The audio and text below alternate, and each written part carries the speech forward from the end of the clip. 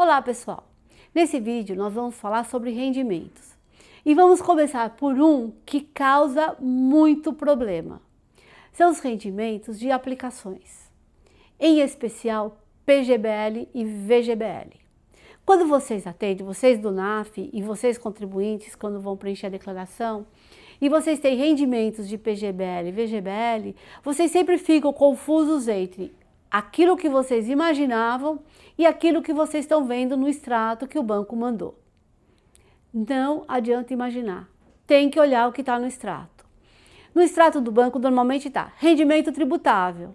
Aí você vai lembrar, puxa, mas quando eu fiz a aplicação, o gerente disse que o rendimento ia rendendo e quanto mais passasse o tempo, menor seria a tributação. Sim, só que você não olhou nas letrinhas que você assinou que a tributação ia sendo reduzida e depois sofreria ajuste na declaração de imposto de renda. Então, se o banco informou para você que é um rendimento tributável, é porque é um rendimento tributável e você vai ter que oferecer a tributação. Nós temos sempre PGBL e VGBL. Normalmente os PGBLs são tributáveis e os VGBLs não são na declaração. Mas isso não é a regra. É o mais comum, mas existem casos de exceção dos dois lados. Eu, trabalhando na Receita Federal, já peguei PGBL com tributação exclusiva definitiva e já peguei VGBL que tinha que oferecer a tributação. Então eu alerto vocês a prestarem atenção na informação que o banco manda quando houve o resgate. Porque no resgate o contribuinte tem que informar o rendimento, ou como tributação exclusiva definitiva, se for o caso, ou como rendimento tributável e que vai sofrer ajuste na declaração. E é nessa hora que o teu cliente, o nosso contribuinte, chora, porque ele estava esperando não ter que pagar imposto sobre aquele valor resgatado e na declaração de ajuste ele descobre que tem um valor que ele esperava não pagar, que ele tem que pagar. Então vamos ver um exemplo aqui, por exemplo, um caso que seja tributável no ajuste.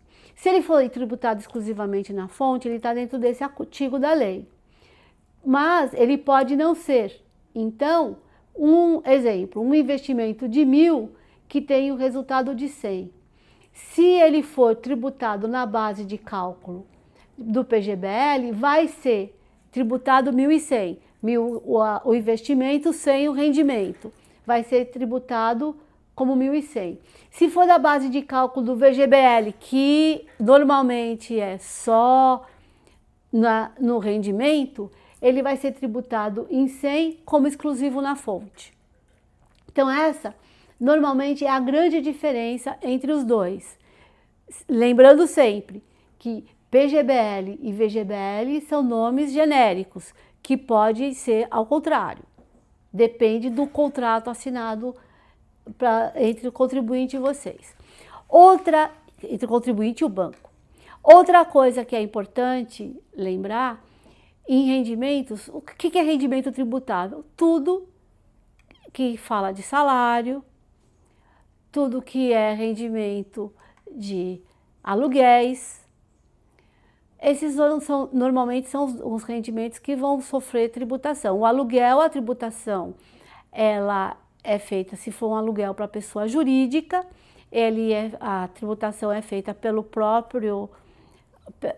pela própria pessoa jurídica, que retém o imposto de renda e vai informar em DIRF. Se o aluguel for para pessoa física, cabe ao contribuinte preencher o carnê-leão e apurar o carnê-leão, que é o código 0190, e pagar mensalmente, que é uma obrigação do contribuinte que recebe aluguel de pessoa física.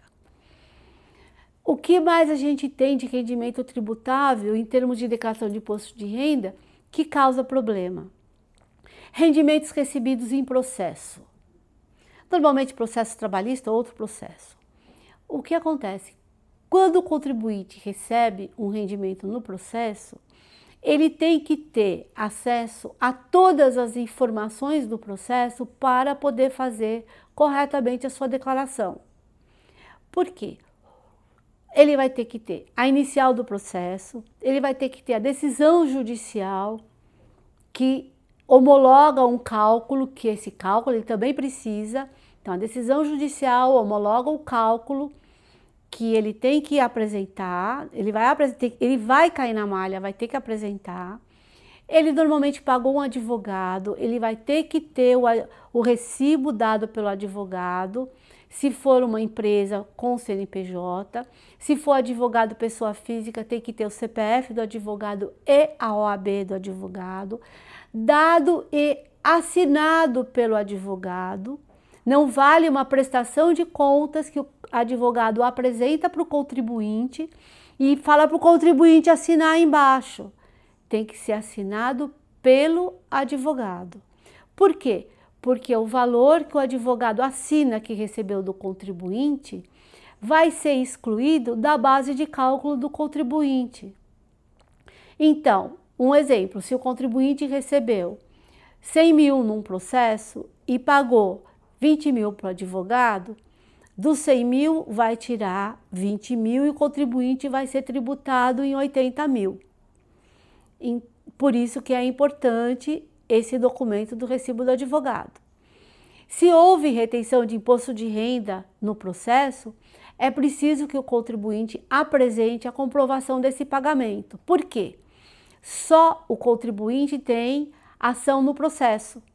Então, só ele pode pedir no processo que esse pagamento seja efetuado e seja comprovado pelo responsável pelo pagamento. O que mais é importante também saber? Num processo, pode haver rendimentos que são considerados tributáveis e que o juiz considera isentos. Por exemplo, um contribuinte teve uma rescisão, ele não concordou com determinados dados e entra na justiça. O juiz declara, analisa todo, ele vai discutir hora extra, vai discutir isso, aquilo, diferença de férias, 1/3 de férias. Algumas dessas verbas não são tributadas, elas são isentas de tributação. Então, por lei. Então, essas verbas isentas vão ser declaradas como rendimentos isentos.